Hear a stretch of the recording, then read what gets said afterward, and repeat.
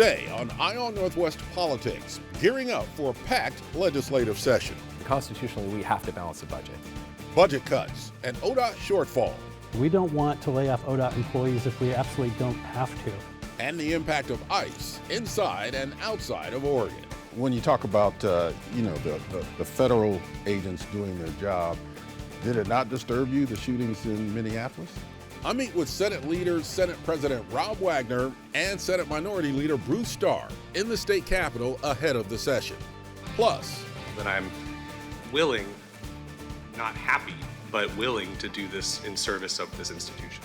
The reluctant president.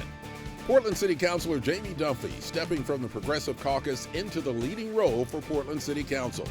I talked with him about his vision for the role and for Portland. Eye on Northwest Politics starts now.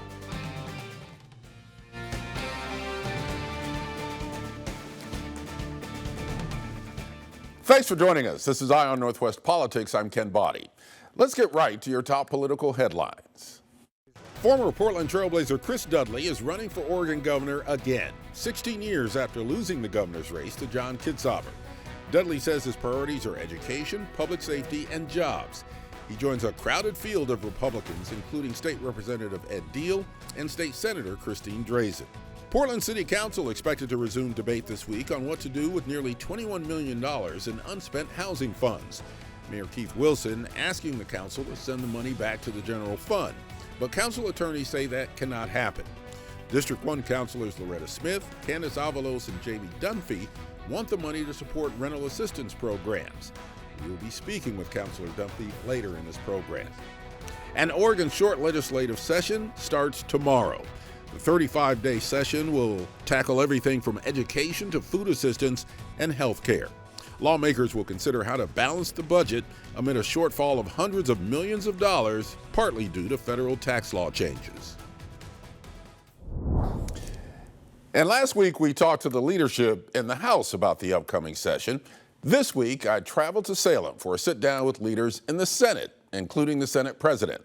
Here's that conversation.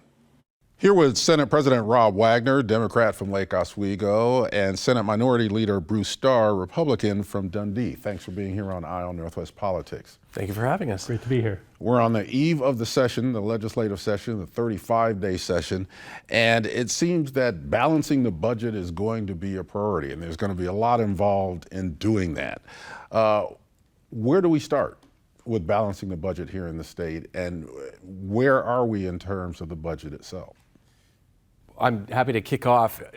Starting last summer when H.R. 1, the big bill, passed in Congress, the Oregon State Legislature, when we posted our economic forecast, went about $880 million upside down. Since that time, our Ways and Means co-chairs kicked into gear and have been having conversations for multiple months with Democrats and Republicans, soliciting feedback from state agencies. And now we're at the point when the short session comes, and constitutionally we have to balance the budget, the two-year budget. So there's going to be robust conversation, but we know that there has been a lot of work leading up to this legislative session. Senator Starr, where do we start with that? Well, the reality is that the co-chairs have engaged. They have engaged Republicans as well in those conversations around these budgets.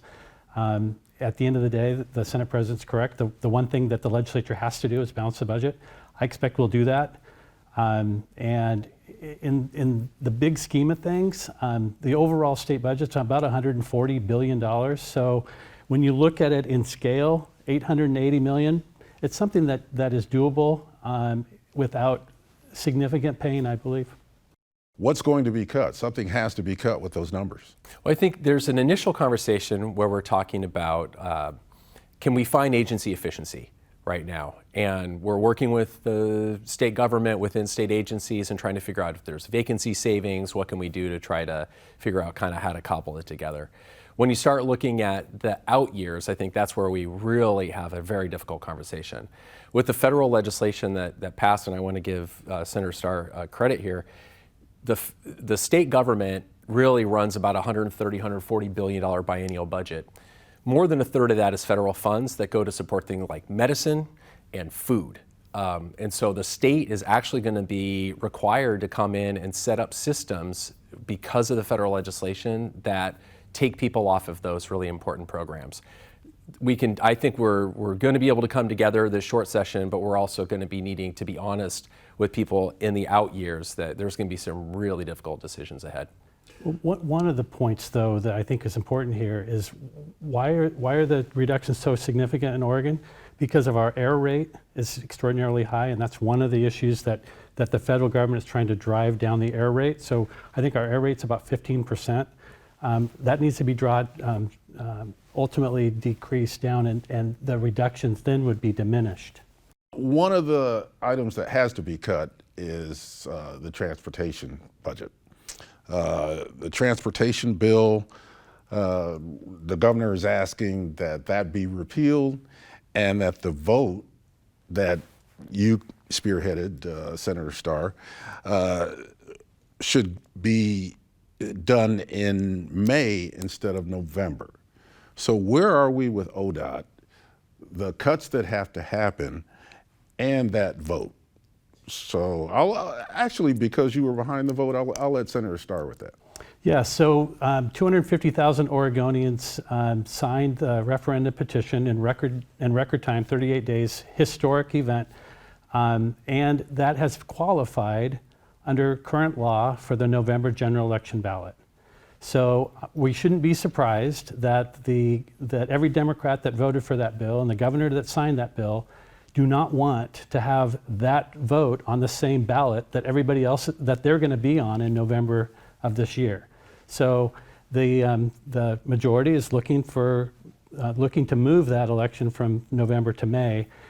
The reality too in that conversation is that we know that about a third of Oregonians vote in the May primary election. That number is doubled in November.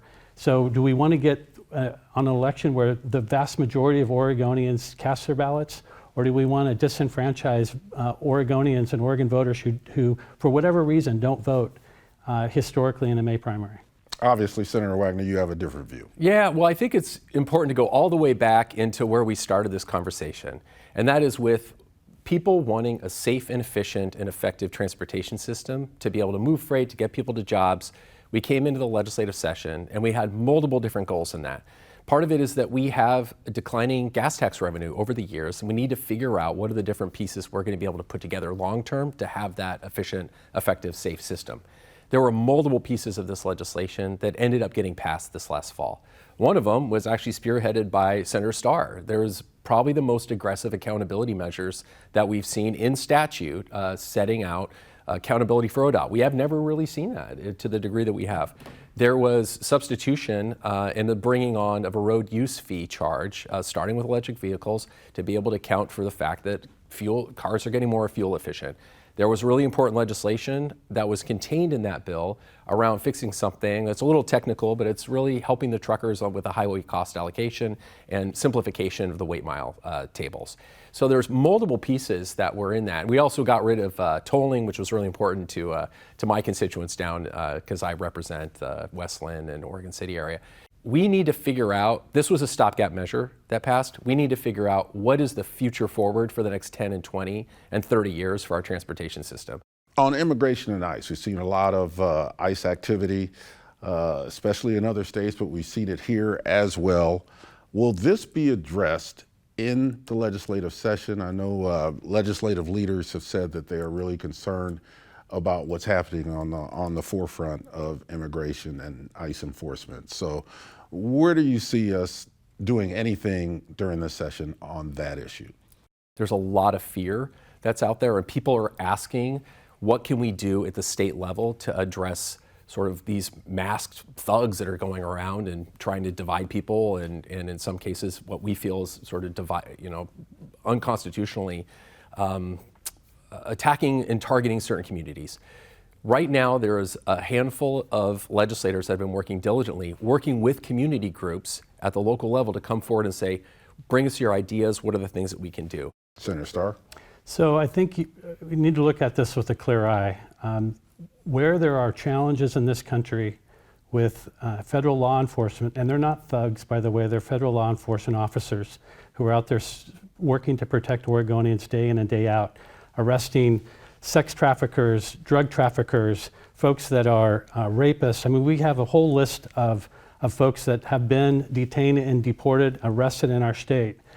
But Clear Eye, where is this challenge really occurring? It's occurring in states that have sanctuary status, where you don't have the coordination between local law enforcement and federal law enforcement. You don't see these riots, you don't see the pushback in like Florida and Texas, where they have actually arrested way more of those dangerous criminals in those states than here, because you don't have the working together.